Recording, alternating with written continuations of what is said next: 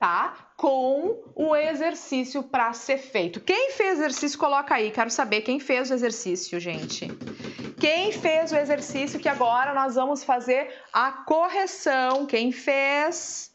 Aí o pessoal fez. O pessoal fez? Eu! Aqui, ó. Aí, fizeram. Alguns fizeram, outros não fizeram. Aê! Ó.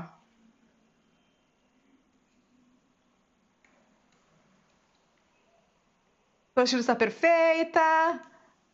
Não consegui a apostila, fiz exercício. Vamos lá, então. Vamos lá. Aqui estão, então, os exercícios de ontem. Deixa eu dar um zoom aqui para facilitar a visualização de vocês. Era um exercício de verdadeiro ou falso. O primeiro é: a saliva é um dos fluidos mais complexos, versáteis e importantes do corpo. A resposta é verdadeira. Existem compostos antimicrobianos na saliva. Essa é falsa, não pode ser. Essa é 2, a segunda. A segunda, verdadeira também. Então tá, então a 2 é verdadeira. A 1 e a 2, ambas verdadeiras. Número 3, o sistema gastrointestinal possui entre suas 7 funções a função respiratória. Não, é falsa. 3 é falsa. Quarto, quanto maior a partícula alimentar, quanto maior a partícula alimentar, menor será o tempo de esvaziamento. Falsa. Número 4, falsa. Quanto maior a partícula, maior o tempo de esvaziamento, né? Mais fica no estômago. Com o envelhecimento existe importante redução na velocidade de esvaziamento. Verdadeiro. Verdadeiro, sim. Verdadeiro.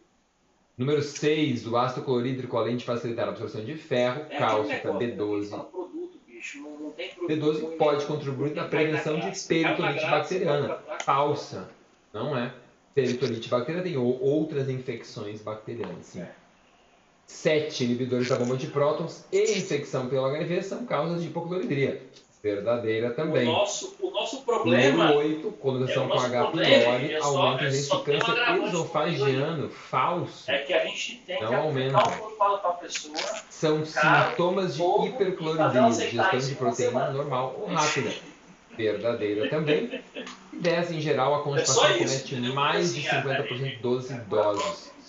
30 a 50% é a resposta, então ela é falsa, não é verdadeira, ela é falsa.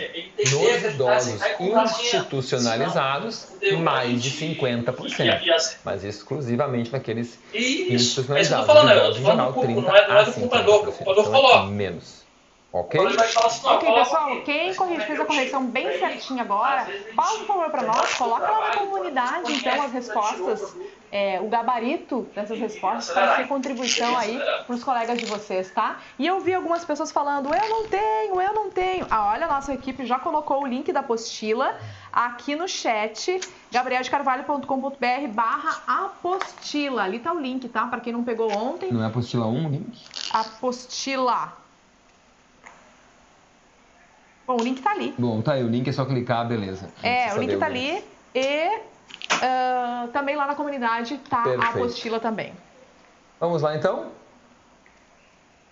Então, aqui nós vamos alcançar 2 níveis, como você já talvez tenha se dado conta. Um é aprender a importância da saúde gastrointestinal e o segundo é saber como usar isso em favor do seu paciente. Ok? Isso aí. E nós temos 3 pontos que são o nosso tripé de apoio da prática clínica, né? São 3 elementos-chave. Nós já falamos ontem que não basta ter conhecimento. Conhecimento é essencial, mas só ele não garante sucesso e felicidade profissional.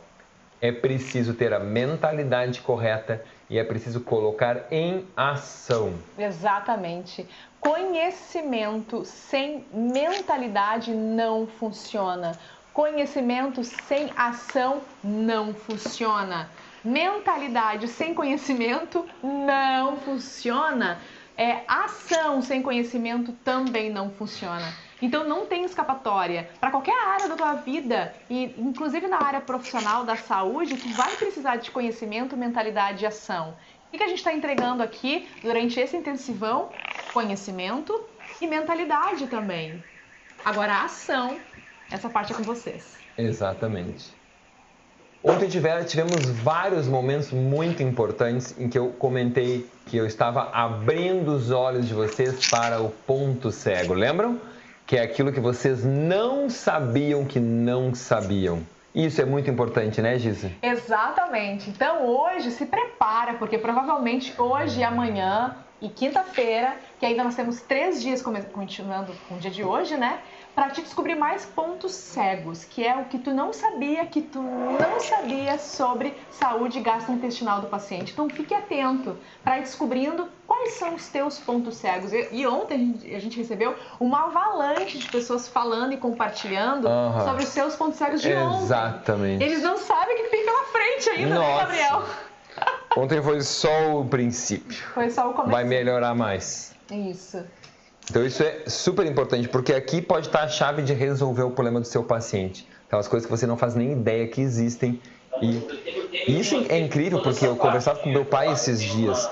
Nossa, a minha consulta fica... os pacientes... Sabe o que eu conversava?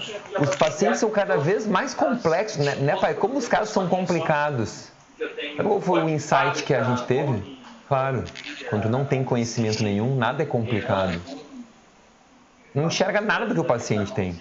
O paciente conta uma história e como nada faz sentido nenhum, é tudo simples. Tu só enxerga um probleminha, que é aquilo que tu sabe. O resto tu não sabe, tu não sabe o que tu pode resolver. Exato. Então é super fácil, tu fica com o paciente 15 minutos e manda ele embora. Exato. Agora eu já tenho que deixar 2 horas.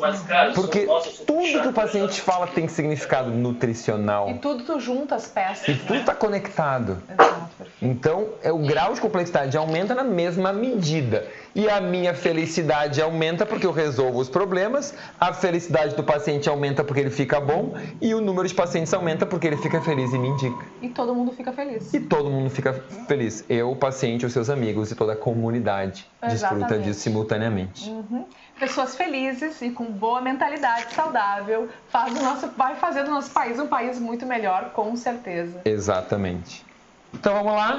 Não esqueça, fique até o final da aula e ganhe outra apostila. Isso, hoje tem de novo a apostila, então no final dessa aula com tarefa novamente, tá? Aí lá no final, então a gente vai divulgar o link para te pegar essa apostila da aula de hoje. Mas não espere só pela apostila, faça as suas anotações, né? E se possível ainda, faz as anotações e compartilha lá na comunidade depois os prints das suas anotações. Isso, printa boa. a tela, pode printar, fica à vontade para pegar os estudos que o Gabriel compartilha, tá? Então faz fotos das telas para te ter esse material guardado também.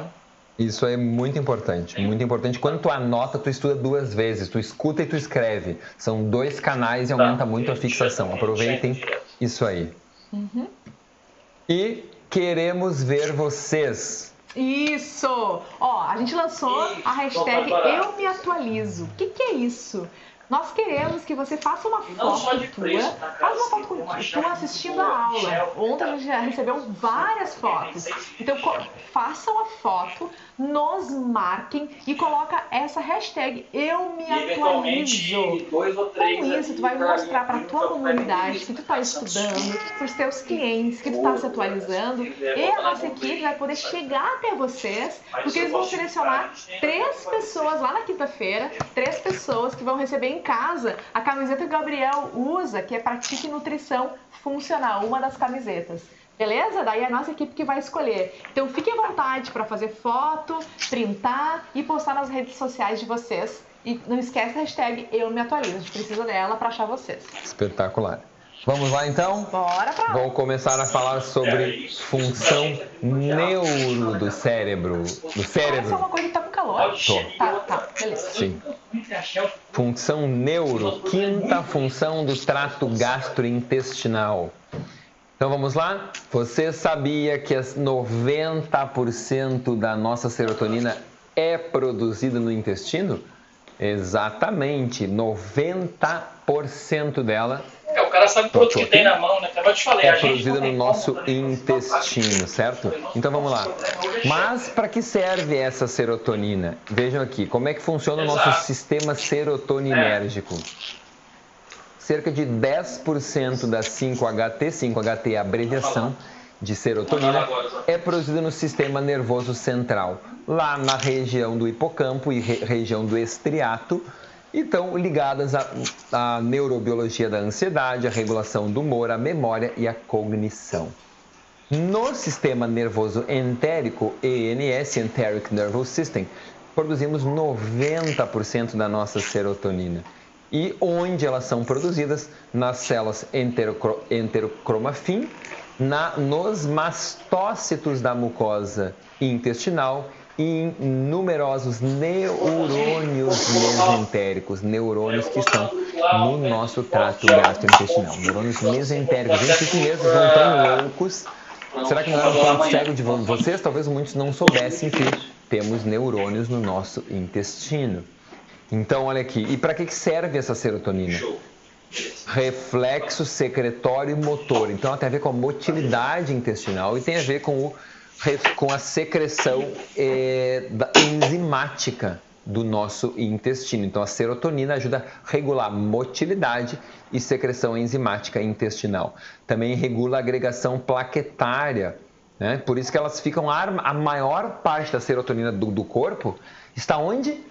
É produzida no intestino e é armazenada nas plaquetas, porque tem muito a ver com coagulação, agregação plaquetária.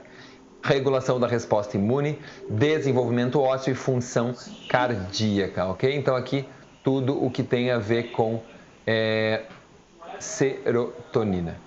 E enfim, mas para que serve essa serotonina que é produzida no intestino? Onde que ela age, quais suas funções? Além do que eu já falei ali, obviamente. Então olha só, tem 14 tipos de receptores diferentes que estão em enterócitos, em células do sistema imune e também em neurônios entéricos.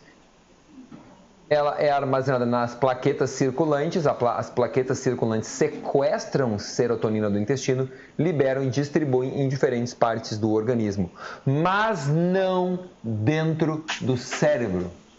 A serotonina produzida na periferia, no nosso intestino, não é usada dentro do nosso cérebro. Tá?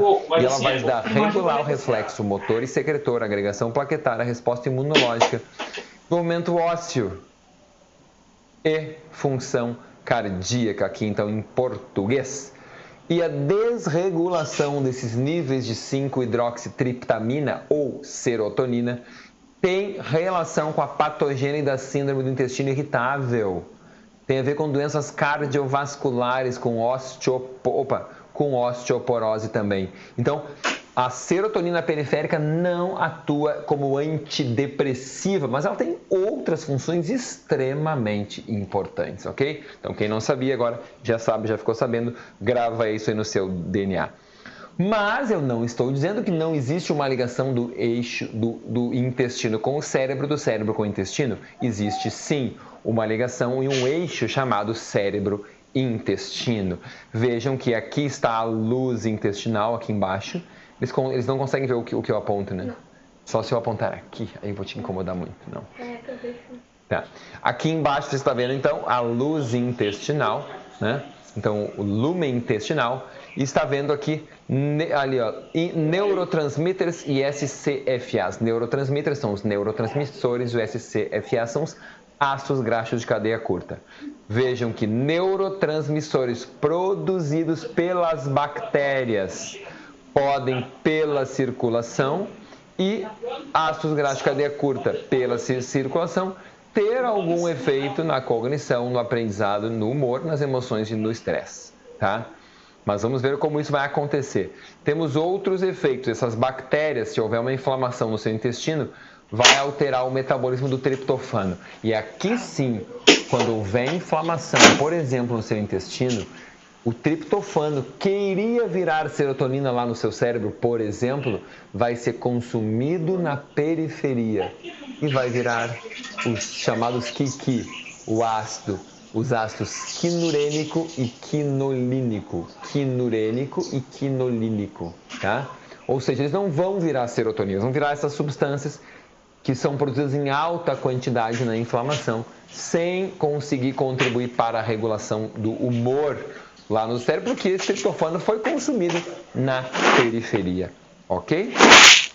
Temos ainda o impacto através de caminhos endócrinos, ou seja, o cortisol modula os músculos entéricos, modula as células imunológicas, que vai modular através de caminhos imunológicos também a questão inflamatória, influenciando então no intestino. Temos caminhos neurais, olha só, tem vários caminhos, pela circulação, caminhos neurais, caminhos imunológicos e endócrinos. Então, o cortisol muda o microbioma. O sistema imunológico muda o microbioma e o microbioma muda o sistema imunológico, ou afeta o sistema imunológico. E aí temos ainda estímulos imunológicos, do metabolismo do triptofano e do próprio microbioma, que através do nervo vago são informados para o cérebro. Então, olhem só, alterando todos esses elementos que estão aqui em cima: cognição, aprendizado, mood, humor, emoções e estresse. E, não menos importante, o eixo HPA, que é o eixo hipotálamo-pituitária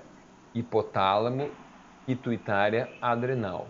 Ou seja, uma regulação direta da adrenal do cérebro. E aí, então, imaginem, você tem uma disbiose que afeta pelo nervo vago, informa a inflamação que existe no seu intestino para o cérebro, que através da pituitária faz a adrenal produzir cortisol e vai alterar o seu microbioma, deixando um ciclo de disbiose, entenderam?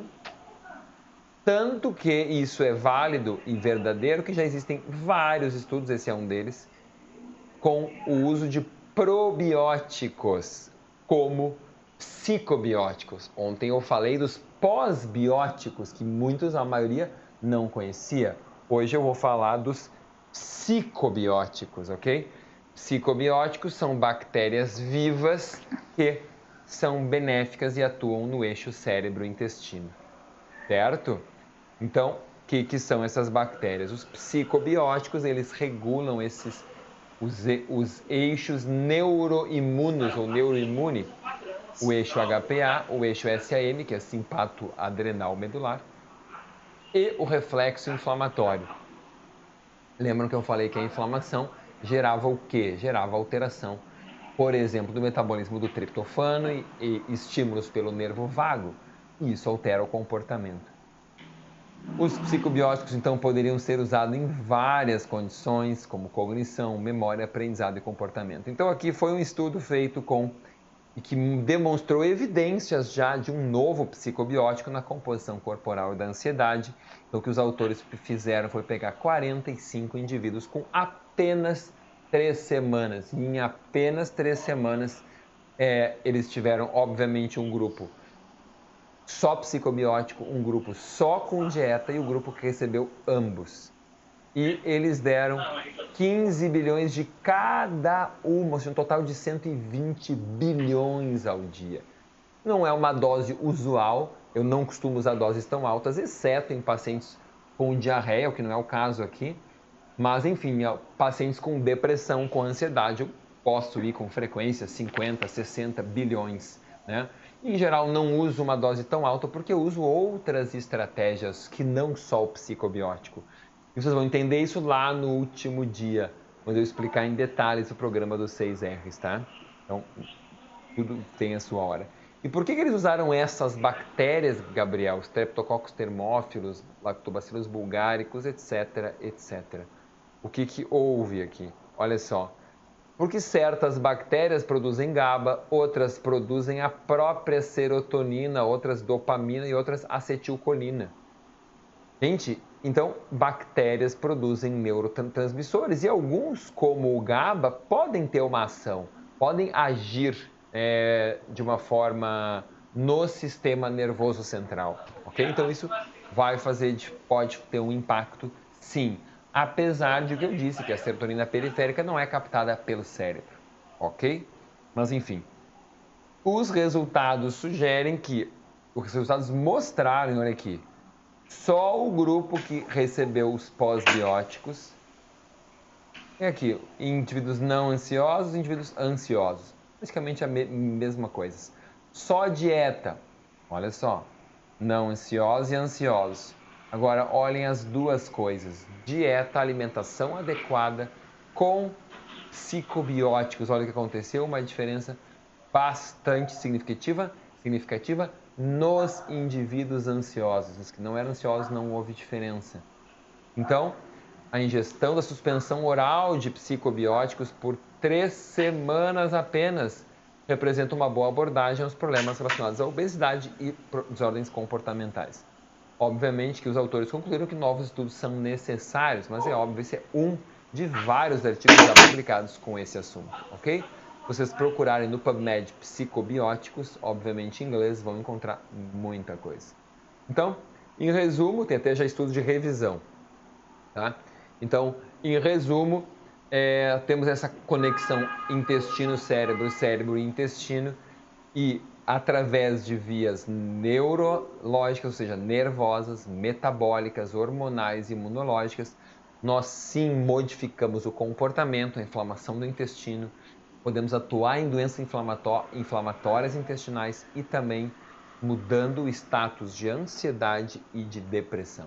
É ou não é incrível? Para mim, isso é super, super surpreendente. Ainda eu acho incrível que mexer no intestino mexa em tanta coisa. Apesar de estar estudando isso há mais de 20 anos, eu sempre fico surpreso em ver tudo isso mais uma vez.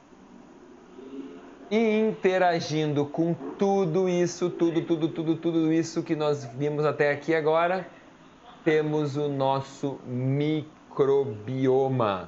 Temos de 10 na 13 a 10 na 14 micro-organismos que vão, em quantidade, são de 1 a 2 vezes mais células que o nosso corpo. Botei entre aspas porque essas bactérias fazem parte do nosso corpo, mas, digamos assim, as nossas células humanas, digamos assim, não bacterianas, totalizando de 500 a 1000 espécies por indivíduos, então já identificadas, não é 100, aqui é 1000, de 500 a 100 espécies, 500 a 1000 espécies por indivíduo, e mais de 1000 já foram identificadas.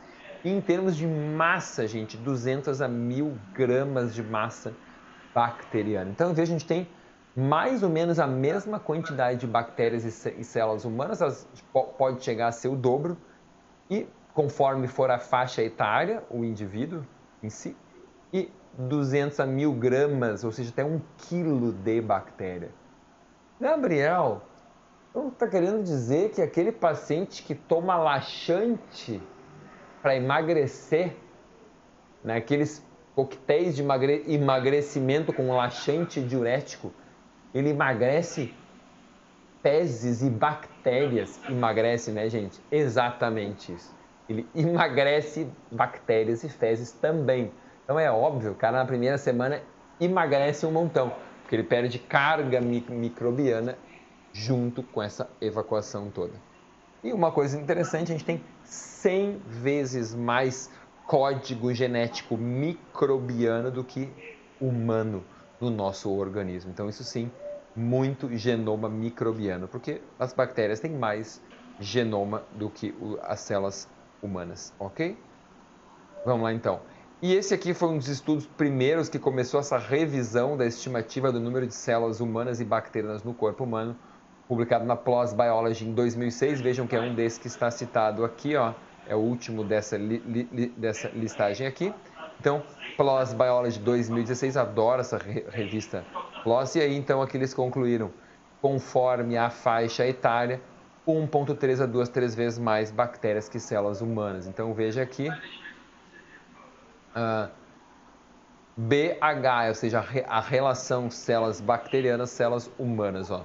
No homem, referência de 70 quilos, 1,3 vezes bactérias para humanos. Na mulher, referência com 63 quilos, 2,2 vezes mais bactérias do que humanos. Na criança, referência, 2,3 vezes mais bactérias que células humanas, e assim vocês estão vendo aqui nos outros indivíduos, ok?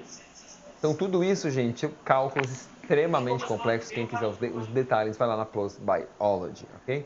E tudo isso começou com o grande professor Elie Metchnikoff, ele mesmo cientista russo, uma sumidade, gente, um cara a quem eu devo todo o meu respeito. E o professor Eli Metchnikoff, está aqui no seu laboratório, recebeu o Prêmio Nobel de Medicina e Fisiologia, até hoje é assim chamado, o Prêmio Nobel de Medicina e Fisiologia, em 1908, pela descoberta da fagocitose pelos macrófagos. Olhem só, ele também estabeleceu o conceito da imunidade mediada por células e ele cunhou o termo gerontologia, né? O estudo das doenças do envelhecimento, já em 1903, e conhecido como o pai da imunidade natural. Cara, incrível os trabalhos do Metchnikoff, quase 140 anos atrás, imagina, 1882. E aí, quem quiser conhecer os trabalhos do Metchnikoff, que eu adoro ver essas questões históricas, entender...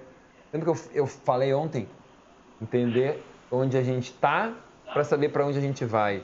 Eu gosto de entender de onde a gente veio para saber para onde a gente está indo. É uma perspectiva mais macro ainda, 13 mil pés de altura, como eu costumo dizer. Eu quero entender o micro, mas eu gosto de subir a 13 mil pés de altura, que é a altura que um avião voa, e enxergar a visão macroscópica e depois dar o zoom e voltar a 13 mil pés e dar o micro e voltar a 13 mil pés, mais ou menos isso. E aí então, muitas informações aqui sobre Metchnikoff e The Quest for Long Life, ou seja, a procura pela longa vida. Vocês sabem que o Metchnikoff ele estudou as populações do interior da Europa, da região dos Balcãs, onde fica a atual Bulgária, na época já era Bulgária, região do Cáucaso. E ali ele descobriu que essas populações, gente, consumiam leites fermentados como hábito da cultura. Era hábito cultural, era consumir leites fermentados. E ele viu que aquelas pessoas viviam muito naquelas regiões. Olha, os caras viviam muito. Ele, cara, mas será que tem a ver com os leites fermentados? E ele postulou que sim, a hipótese dele foi que sim.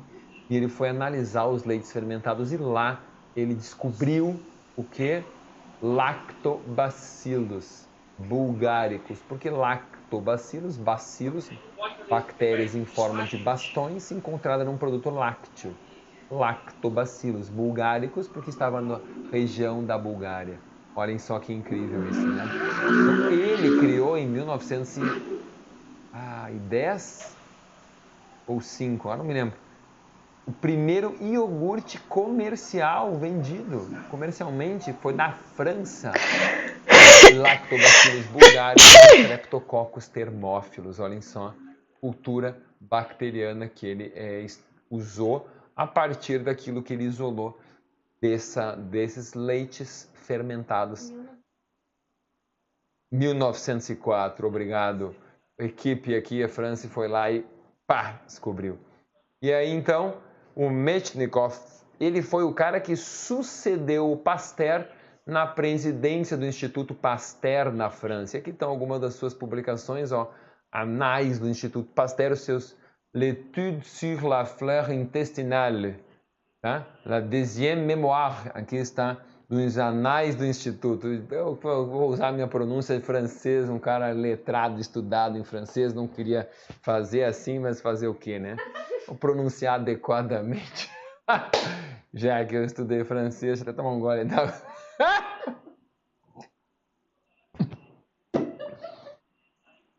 Só quase me engasguei aqui. Então, o que o Pasteur falou? Que o Pasteur não, estou ainda em Metchnikoff. Ele disse: a composição da microbiota intestinal é essencial para a saúde e bem-estar do ser humano. E que a interação entre o hospedeiro e essas bactérias é muito importante. Ele viu, gente, que tinha uma determinada região que as pessoas comiam mais desse leite fermentado, os caras viviam muito. E numa outra região próxima que eles não comiam, eles não viviam tanto. Então, ele estudou esses alimentos e desenvolveu um produto e começou a estudar o intestino desses indivíduos e a ligação com o sistema imunológico, com as doenças, etc. Bora lá então. Mas o que é microbiota intestinal? que é microbiota intestinal? Esse termo que o Pasteur já usava, que o Metchnikoff já usava. Microbiota é o somatório de todos os micro-organismos que colonizam determinado local. Então, se eu falo microbiota intestinal, é microbiota, os micro-organismos que colonizam o intestino. E todos os micro-organismos não são só bactérias, são fungos, arqueia, vírus, protozoários, eumintos, enfim, outros micro-organismos. Então, quando eu falo microbiota, não é só bactérias, é todos os micro-organismos.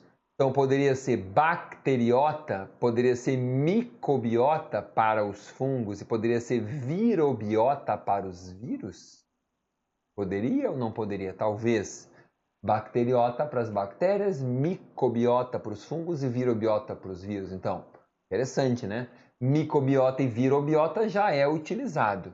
Tá? Já é utilizado esse nome. Para bactérias que raríssimas. Acho que eu vi um autor que usa bacteriota. A maioria usa microbiota quando quer falar de bactérias, tá? Mas enfim, então aí as minhas considerações. Então, como que ela é avaliada? Ela é avaliada através da riqueza, e a riqueza é uma classificação qualitativa, ou seja, a qualidade, os tipos de bactérias. E tem que ter no mínimo 400 espécies para se ter uma riqueza adequada no intestino. Falando de intestino agora, né? E uniformidade, a uniformidade da distribuição, que é a quantidade de cada espécie. Imagina, não adianta ter 99% de uma e 1% de todas as outras 399, né? Enfim, não faz sentido nenhum. Então, tem que ter também uma uniformidade nessa distribuição. E aí, obviamente, vem um outro índice, obviamente não, tem um outro índice que é a combinação entre riqueza e uniformidade, que é chamado diversidade.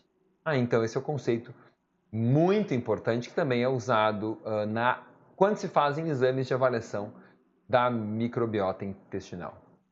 Mas, Gabriel, existe um outro termo que eu gostaria de saber, que você eventualmente também fala, que é o termo microbioma. O que significa microbioma, afinal?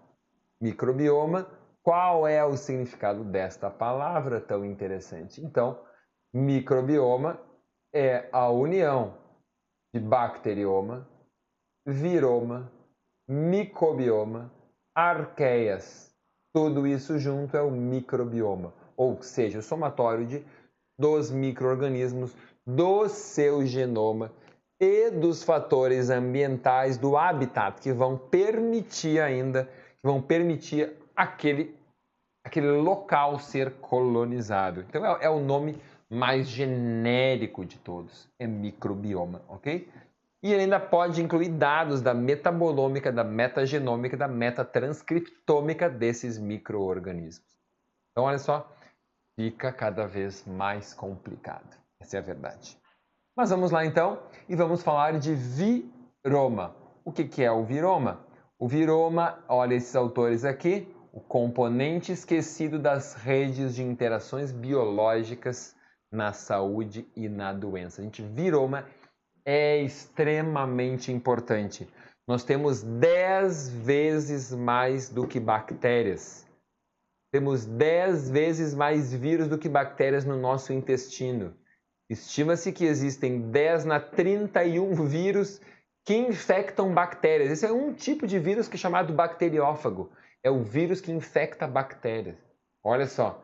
Quando eu fiz uma pesquisa há uns 2 meses atrás, eu encontrei 1029 artigos científicos com o tema viroma. Inclusive, encontrei esse projeto chamado o Projeto Global do Viroma, ok? Ou seja, que é muito além.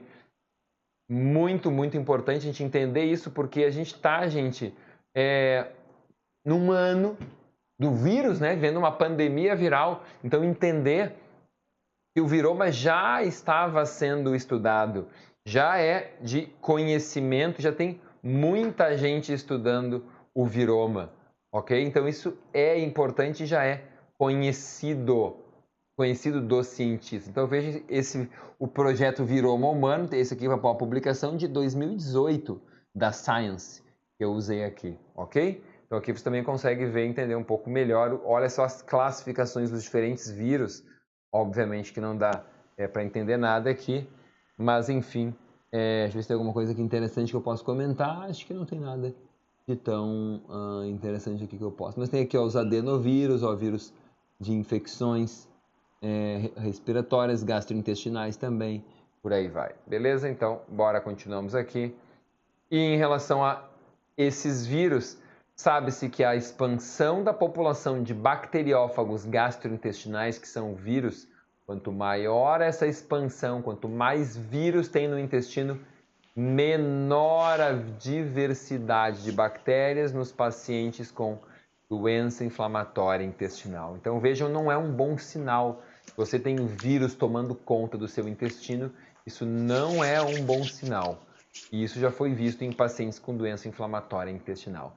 Mas, Gabriel, são só vírus? São só vírus? Não, não são só vírus. Além dos vírus, também já estamos estudando muito bem os fungos, que é o chamado microbioma humano. E esse foi um dos artigos bons de revisão que eu consegui lá do ano de 2015 sobre a revisão desse elemento tão importante e tão esquecido. Olha só, os fungos esquecidos, o microbioma intestinal humano na saúde e na doença. Então, além de bactérias, gente, estudar os vírus, estudar os fungos é muito importante. E olha o que dizem esses autores. Só cerca de 0,1% do microbioma intestinal vem de fungos. Então, pouca gente estudando o microbioma, mas ele é muito importante. Vejam que já vão entender por quê.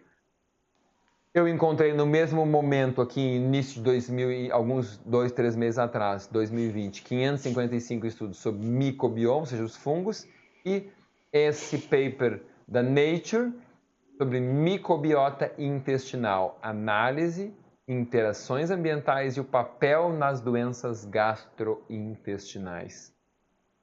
E aqui os autores revisam o desenvolvimento da microbiota humana e as suas diferentes correlações. Então, o que acontece aqui? Por exemplo, ó, a partir da amamentação, olha só, na amamentação a gente consegue, inicia-se uma colonização com Malacésia, com Cândida e com Saccharomyces.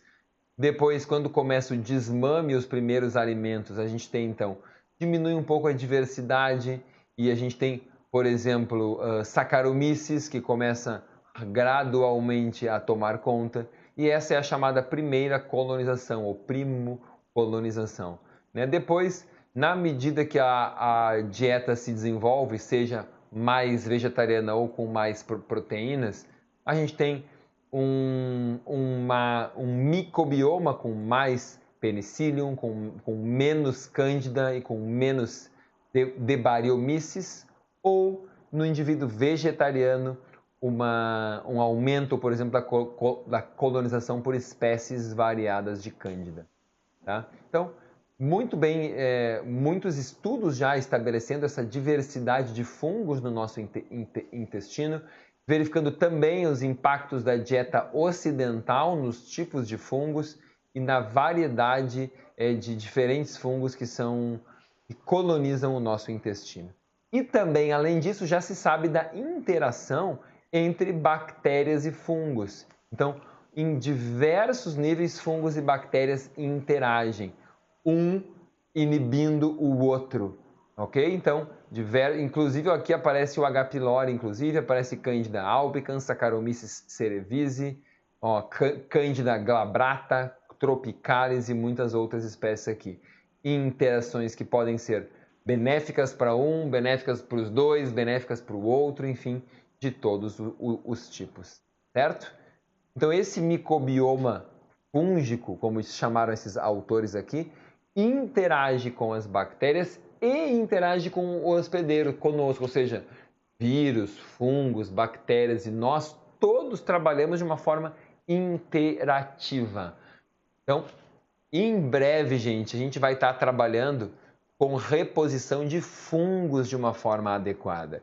E no quarto dia eu vou dar ideias de como trabalhar com fungos já hoje, bons fungos na nossa alimentação, ok?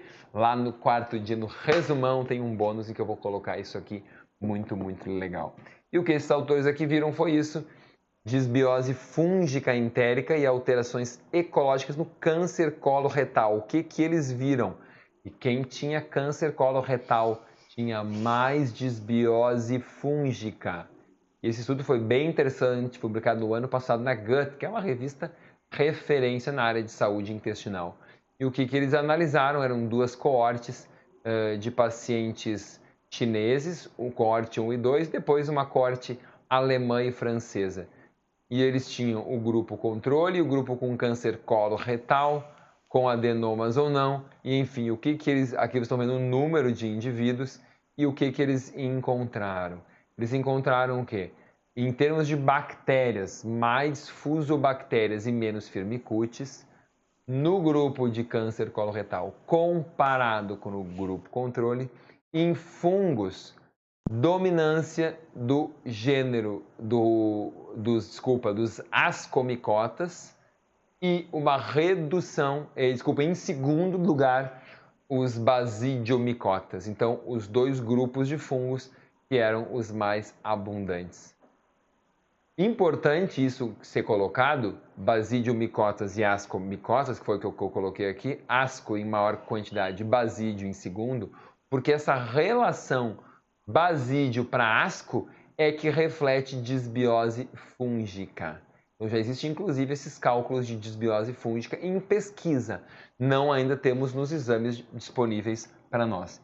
E ela está desviada para maiores valores em pacientes com câncer coloretal comparados com o grupo controle. Então, isso já consegue ser identificado. Então, existe sim, além de existir esses fungos que vocês nem sabiam, já existe disbiose fúngica também. Sobre os vírus, ainda não ouvi falar em disbiose viral, mas provavelmente existe um viroma humano saudável, adequado, e logo a gente vai ter algumas formas de avaliar isso também. Tá? Eles também verificaram 38 espécies, que 38 espécies fúngicas foram muito diferentes entre controles e pacientes, sendo 29 em excesso e 9 diminuídas. Então, um excesso de fungos. E mais de 2 vezes a concentração foi encontrada nesses gêneros aqui. Aspergillus, diversos tipos. Gente, aspergillus ou aspergillus, gente, são fungos ambientais. São fungos que crescem em parede. São fungos que crescem em locais mofados. São fungos que crescem em alimentos mofados. Gente. Não são fungos que tem no ar. Será que essas pessoas aqui que têm câncer coloretal não comem alimentos mais mofados? Ai, Gabriel, deixa de ser besta, ninguém come alimento mofado. Gente, quando você guarda, câmera no olho, olho no olho, quando você guarda alimento na geladeira por mais de 24 horas, você está comendo comida mofada. Nenhum alimento deve ficar mais de 24 horas na geladeira. Ah, mas Gabriel, eu faço feijão segunda como até sexta. Não me oferece, pelo amor de Deus. Ah, mas fica perfeito. Não, não fica. Tá cheio de fungo crescendo ali dentro. Você não alterou o sabor, mas a colonização fúngica está acontecendo. Eu aprendi isso na faculdade de farmácia, com a minha professora de análises micológicas, que ela analisava fungo em tudo. E ela dizia que eu nunca como um queijo sem lavar antes, para remover as colônias de fungos que vão se formando na superfície. Olhem só. Deixava os queijos na geladeira e sempre lavava os queijos para remover esses mofos, esses fungos que vão crescendo na superfície. Então eu deixo aqui um aprendizado para vocês todos que estão aqui, inclusive no estúdio, a equipe toda está sempre aqui assistindo e aprendendo e anotando. O pessoal aqui está com caderno anotando também. A microbiota intestinal é significativamente influenciada, a micobiota, micobiota é significativamente influenciada pela colonização alimentar, com as mesmas espécies detectadas em alimentos consumidos e nas fezes dos indivíduos. Então achei que o Gabriel não era tão louco assim, só bastou um slide para confirmar minha teoria. Você ficar consumindo alimento que está velho, alimento... Eu vi gente assim, ó, a pessoa vai lá, abre um abacate, corta no meio, tipo, comeu meio abacate. Depois ela vai lá, o que ela faz? Deixa o abacate fora da geladeira, ali aberto. Pelo amor de Deus. Corta uma manga, descasca a manga, deixa ali. Abre um limão, sei lá, corta no meio, deixa ali o limão. Depois vai lá e continua usando no dia seguinte. Pelo amor de Deus, não me convida para ir na sua casa. Tá entendendo? É isso aí, mais ou menos por aí, tá? Vamos lá, continuamos. Sinergismo entre fungos e antagonismo bactéria-fungo podem contribuir para o câncer coloretal, gente. Então, olha só, muita coisa legal sobre fungo. Nas doenças inflamatórias intestinal, a disbiose do microbioma contribui para a progressão da doença, com fungos enriquecidos às custas de bactérias. Ou seja, o que eu estou dizendo aqui, excesso de fungos e falta de bactérias. Você não perde por esperar, nós vamos ensinar, Gabriel. Você deve estar se perguntando, Gabriel, mas o que eu faço com todos esses fungos? Seus problemas acabaram. Nós vamos conversar lá no programa dos 6 R's, como eliminar esses fungos. Ok? Vamos lá. Aqui eu mato a cobra e mostro o pau, dou o problema e dou a solução. Vamos falar um pouco sobre cândida. Tem muita gente com candidíase, né, Giza? Tem muita gente, né? Pessoal aí, mulherada que tá aí, não precisa colocar no chat, tá? Eu ia pedir para colocar, mas não precisa colocar que tem candidíase. Diz que a amiga tem. Se quiser dizer que a amiga, você tem uma amiga que tem candidíase, pode colocar. Eu conheço a amiga que tem candidíase. Tá aberto ou tá fechado o chat? Vamos ver, nem sei. Eu só arrumo trabalho aqui para a comunidade. Vamos lá. Um pouco sobre cândida, olha só.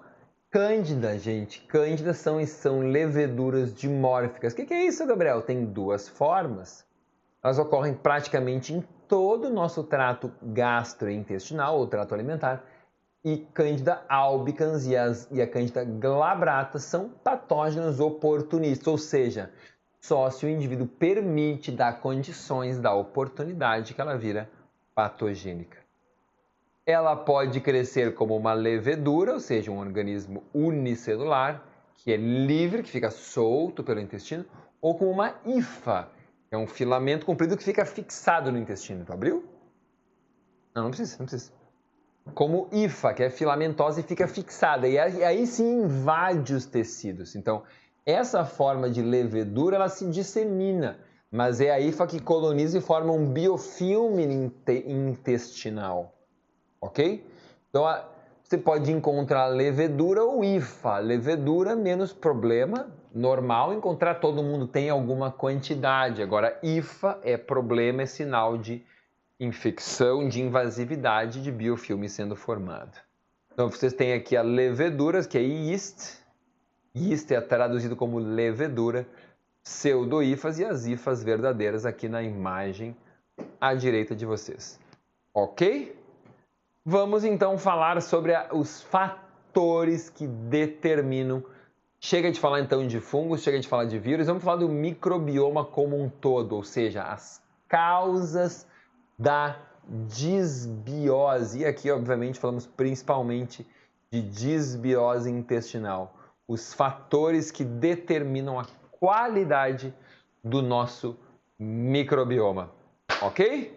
E aí, Giza, tá aqui? Eu estou aqui assistindo a tua aula, incrível! Meu Deus do céu, mas respira. Respira, porque o pessoal